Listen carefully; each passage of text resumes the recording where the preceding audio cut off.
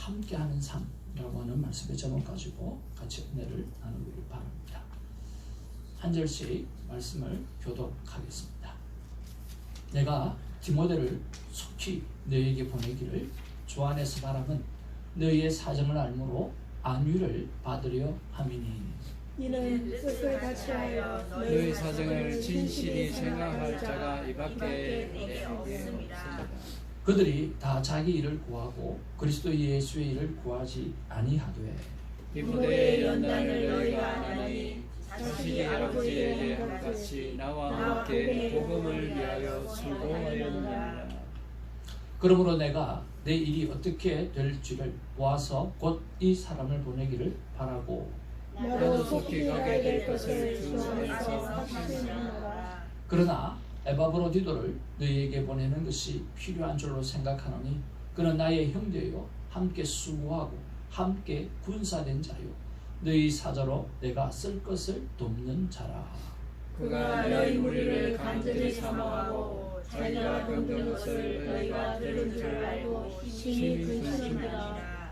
그가 병들어 죽게 되었으나 하나님이 그를 긍휼히 여기셨고 그뿐 아니라 또 나를 긍휼히 여기사 내 근심 위에 근심을 면하게 하셨느니라. 그러므로 내가 더 급히 그를 보낸 것은 너희로 그를 다시 보고 기뻐하게 하며 내 근심도 돌려 함이리라. 이러므로 너희가 주 안에서 모든 기쁨으로 그를 영접하고 또 이와 같은 자들을 존귀히 여기라. 그가 그리스도의 일을 위하여 죽기에 이르러도 자기 목숨을 돌보지 아니한 것은 나를 섬기는 너희의 일에 부족함을 채우려 하느니라. 아멘. 앞뒤 좌우로 인사 나누겠습니다. 사랑합니다. 축복합니다. 사랑합니다. 축복합니다. 우리는 하나님의 큰 기쁨입니다. 우리는 하나님의 큰 기쁨입니다. 오늘 귀한 찬양으로 하나님 앞에 속이 후련하게 찬양할 수 있어서 할렐루야. 감사를 드립니다. 할렐루야. 1988년 8월에 저는 아내와 본격적인 만남을 시작을 했습니다. 우리의 만남은 본질은 처음 버스 안에서 밤새도록 만들었던 우리의 10계명을 전달해 줌으로부터 시작되어졌습니다.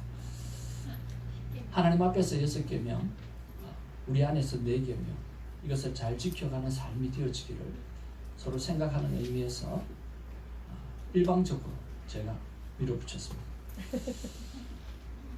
92년 11월 2일까지 하루에 2번 내지 3차례 만남을 가졌습니다. 버스비가 엄청 들었고요.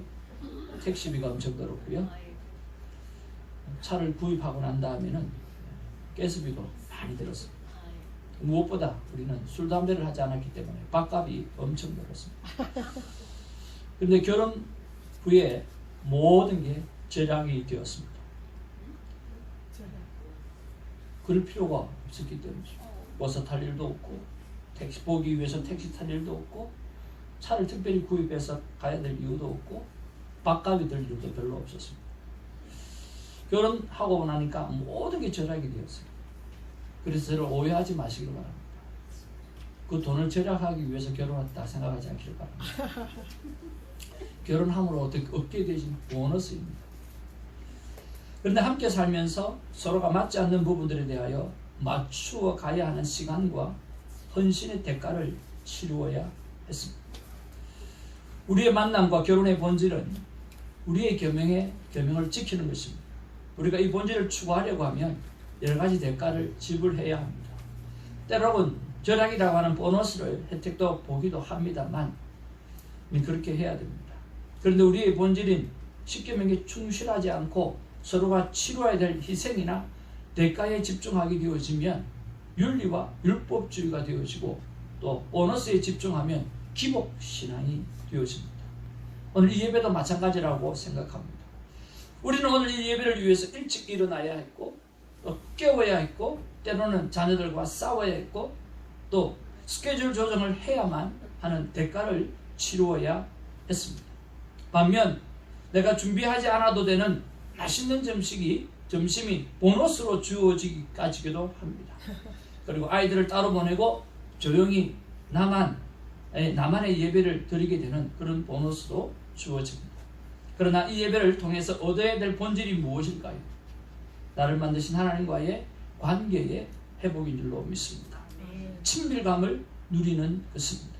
오늘 이 예배를 통해 하나님과 더 가까이 지내게 되는 친밀감의 회복이 있기를 주님의 이름으로 축복을 드립니다. 오늘 성경에는 바울을 돕는 디모데와 에바브로디도가 나옵니다. 오늘 이 사진에 보면 바울과 그리고 디모데와 또 바울과 함께 잡혀갔던 감옥 속에 갇혀 있었던 신라의 세 사람이 있고, 그리고 또 한쪽 편에는 바로 에바브로디도가 있습니다. 참 이 귀한 만남이 오늘 성경에 고스란히 기록되어져 있다라고 하는 것입니다. 여러분, 디모데라고 하는 뜻은 하나님을 공경하는 자라고 하는 뜻입니다. 바울의 제자가 되어 바울과 함께 하나님의 일에 충성된 목회자가 바로 디모데였습니다. 헬라인 아버지와 유대인 어머니 사이에서 태어난 혼혈인 디모데는 어릴 때부터 아주 경건한 분위기 속에서 성장을 했습니다. 디모데는 그 이름과 같이 오직 하나님만 바라보고 믿고 섬겼던 사람입니다. 오늘 1차 전도 여행 중에 루스라라고를 방문한 이 바울과 디모데의 만남은 정말 기적을 행하고 복음을 전파하다가 모진 핍박을 받고 구사일성으로 목숨을 건진 바울의 모습을 바라보면서 디모데는 감동받기 시작했습니다. 이 만남을 통해서 예수 그리스도를 영접하게 되어졌고, 그는 바울과 함께 선교 여행을 다니면서 수많은 고난과 고통을 받으면서 복음을 전하는 일에 정말 애를 썼습니다. 그뿐만 아니라 그는 사도 바울을 아버지처럼 생각하고 오늘 섬기고 사랑했던 사람이 바로 디모데인 것입니다. 디모데는 이렇게 성경에서 기록하고 있습니다. 내가 디모데를 속히 너희에게 보내기를 주 안에서 바람은 너희의 사정을 알므로 안위를 받으려 함이라. 많은 부분 디모데는 오늘 사도 바울을 이어서 목회를 했던 부분들이 많이 있습니다. 그러다가 보니까 디모데는 바울이 지나갔던 많은 역사적인 상황 속에서 많은 것들을 잘 알고 있었습니다. 그리고 그는 이렇게 고백합니다. 다른 사람들은 21절에 다른 사람들은 다 자기 일을 구하고 그리스도 예수의 일을 구하지 아니한다 그랬습니다. 그렇지만 오늘 디모데는 그렇지 않았다라고 이야기하고 있습니다. 그래서 진심으로 내 마음, 내 뜻을 전할 수 있는 사람은 찾아보니까 디모데밖에 없다라고 하는 그런 결론을 내려서 디모데를 너희에게 보낸다라고 이야기합니다. 디모데는 진심으로 자식이 아버지에게 한과 같이 오늘 바울에게 아름다운 섬김을 했던 사람입니다. 그리고 또 한 사람이 나옵니다. 그 한 사람은 바로 에바브로디도라고 하는 사람입니다. 성경에서 에바브로디도에 대한 것을 우리가 많은 정보를 얻을 수가 없습니다. 너무나 간단하게 나와 있기 때문입니다. 그의 부모도 잘 모르고 회심의 상황도 잘 모르고 빌립보 교회 내에서 그저 어떤 일들을 감당했던 한 사람으로만 기록되어져 있습니다. 바울이 복음을 전하다가 로마 감옥에 갇힌 사실을 알게 된 이 빌립보 교회 성도들은 이 바울에게 오늘 선물도 보낼 뿐만 아니라 필요한 것도 또 보내고 또 위로한 것들을 진심을 담아서 편지를 적어서 보내는 그 일을 누구에게 맡길까 생각해 보니까 에바브로디도가 제일 좋겠다라고 생각하고 그를 선택해서 오늘 보내었습니다. 그런데 여러분 곰곰이 한번 따져보고 생각해 보면 오늘 빌립보 교회에서 오늘 로마 감옥까지 가는 그 길은 엄청난 길이었습니다. 1200km가 걸리는 길이었습니다. 한 달은 좋게 걸리는 그런 먼 길이었습니다. 그런데 그 당시에는 무엇이 많았겠습니까? 우리 성경에 기록된 것들이 많이 있는 것처럼 치안이 열악했던 그 시대에 강도와 도둑들이 그렇게 많았습니다. 이런 상황에서 복음에 필요한 선교 비용 그리고 그 밖에 물질을 들고 1200km 이상을 홀로 걸어갔다라고 하는 것은 목숨을 내어놓지 않고는 할 수 없었던 그 일을 이 에바 브로디너가 감당을 했다라고 하는 것입니다. 에바 브로디너는 바울을 위로하기 위해서 고향과 가족과 친구를 잠시 떠나서 그 먼 거리를 내디뎠습니다. 그리고 실제적으로 그는 죽을 병에 걸려서 죽음을 맞이할 경우도 있었습니다. 그런데 하나님께서 오늘 성경에 보니까 특별히 그를 긍휼히 여기서 살려주셔서 일어나게 되었다라고 이야기를 했습니다. 자, 그뿐만 아니라 이 에바 브로디너는요, 만약에 로마의 감옥 속에서 오늘 누가 사도 바울이 사형 선고를 받았다고 하면 어떻게 되었을까요? 그도 같이 죽음을 맞이할 수밖에 없는 그런 상황을 맞이하게 되었을 것입니다. 그럼에도 불구하고 이 에바 브로디너는 오늘 사도 바울을 향해서 복음을 위해서 목숨 걸고 살아가는 사도 바울, 그리고 감옥에 갇혀있는 사도 바울을 위로하고 그에게 선교비를 전해주기 위해서 그는 모든 것을 다 내려놓고 나갔던 것을 볼 수가 있습니다. 그는 25절에 이렇게 고백합니다. 그는 나의 형제여 함께 수고하고 함께 군사된 자요 너희 사자로 내가 쓸 것을 돕는 자라. 그렇게 말했고 30절에 보면 그가 그리스도의 일을 위하여 죽기에 이르도록 자기 목숨을 돌보지 아니한 것은 나를 섬기는 너희의 일에 부족함을 없게 하기 위해서라고 말씀을 했습니다. 저는 이런 본문의 말씀을 보면서 묵상을 했습니다. 하나님, 제 주위에는 누가 디모데입니까? 하나님, 제 주위에는 누가 에바브로디도입니까? 바울에게는 실라가 있고 바울에게는 디모데가 있고 바울에게는 에바브로디도가 있는데 과연 내 옆에는 누가 있습니까? 하고 묵상을 했습니다. 근데 하나님께서 저에게 주시는 말씀은 그것이 아니었습니다. 너는 왜 네가 바울이라고 생각하냐? 네가 디모데는 될 수 없냐? 네가 에바브로도는 될 수가 없냐?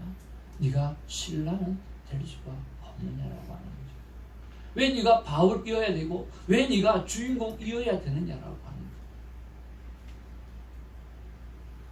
그러면서 디모데 같은 존재가 너가 되어야 되고 에바브로도 같은 존재가 너가 되어야 되고 실라와 같은 존재가 너가 되어야 된다고 말씀해 주셨습니다. 나에게는 디모데와 에바브로디와 같은 사람이 필요한 게 아니라 우리 성도님들에게 나는 디모데 같은 존재요 에바브로디와 같은 존재가 되어 주어야 한다는 그런 생각으로 하나님은 바꾸어 주셔서 참으로 감사했습니다. 우리는 인생을 살아가면서 내가 주인공일 때가 참 많습니다. 그런데 성경은 그렇게 말하지 않습니다.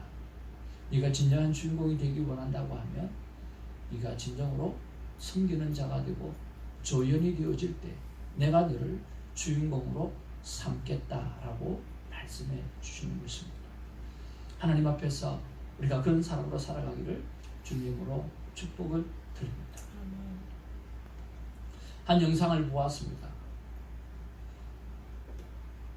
경찰을 훈련받는 사람들이 줄을 서서 훈련을 받고 있었습니다. 그 수많은 사람들이 목적지를 향해서 뛰기 시작했습니다. 그런데 한 낙오자가 넘어져서 다치게 되어졌고 그 동료를 업고 가는 한 사람이 있었습니다. 물론 그들은 꼴찌를 했습니다. 그리고 줄을 다 세워놓고 교관이 이야기합니다. 동료 낙오자가 넘어진 사람을 업고 다녔던 동료를 본 사람이 있느냐? 전부 다 보았다고 했습니다. 그 사람을 못 본 사람이 있느냐라고 물어봤습니다. 그랬더니 아무도 손을 들지 않았습니다. 그러면서 그 교관이 이야기합니다. 너희들은 경찰이야. 시민이 필요할 때 가장 먼저 달려가서 도와줘야 될 사람이 경찰인데 내 동료가 쓰러졌는데도 너희들만 살려고 뛰어간다고 하면 너희들은 경찰이 될 자격이 없어. 그러면서 다시 그 벌을 받도록 만들어주는 그런 교환을 보았습니다. 그 영상을 보면서 와우, 그래 맞아. 정체성이라는 것은 정말 중요한 것 같아요. 나는 누구인가? 어떤 존재가 되어야 되는가를 우리가 한번 생각해 보기를 원하는 것입니다. 우리는 교회를 다니는 사람입니다. 예수님을 사랑하는 사람은, 교회를 다니는 사람은 하나님을 사랑하고 이웃을 사랑하는 일이 전부인 사람입니다. 그런데 자기 살기 바쁘다고 성도가 아프거나 혹은 성도가 어려운 문제를 만나고 있음에도 불구하고 전화 한 번 안 하고 안부 한 번 물어보지 않는다고 하면 교회를 다니는 사람이 아니라는 것입니다. 예수님을 사랑하는 사람이라고 할 수 있겠는가? 라고 하는 그런 생각을 하게 되었습니다. 사랑하는 성도 여러분, 우리가 하나님 앞에서 우리의 인생을 살아갑니다. 그렇지만 우리 주위에는 나를 낳아준 부모님이 있고 나를 키워준 부모님이 있고 그리고 나를 사람 되게 한 하나님의 사람들이 참 많이 있습니다. 그런 면에서 여러분, 인생의 주인공이 되기 이전에 우리의 주위를 돌려보면서 내가 그들의 조력자로서 그리고 그들의 필요를 채워주는 사람으로서 살아가는, 교회를 다니는, 예수를 믿는 아름다운 사람들이 되어지기를 주님으로 축복을 드립니다. 오늘 디모데를 묵상하고 에바브로디도를 묵상하면서 바울이 되지 않기를 하나님께서 묵상하게 해주셔서 얼마나 감사한 줄 모르겠습니다. 하나님께서 이렇게 말씀하십니다. 내 사랑하는 나의 존귀한 자녀들아, 진정한 인생의 주인공은 타인을 주인공으로 섬기는 사람이다. 아멘. 아멘. 진정한 인생의 주인공은 나 외 다른 사람을 주인공으로 섬기는 사람이다. 기도하겠습니다. 사랑과 은혜가 충만하신 아버지 하나님, 참으로 고맙고 감사를 드립니다. 자꾸만 바보같이 놓칩니다. 내가 인생의 주인공이 되어야 된다라고 하는 생각으로 다른 모든 사람을 나를 도와주는 존재로 만들어야 된다라고 하는 생각으로, 왜 나는 이런 사람이 없고, 왜 나는 이런 부모가 없고, 왜 나는 주위에 이런 사람이 없는가라고 하는 쪽으로 생각할 때가 얼마나 많은 줄 모릅니다.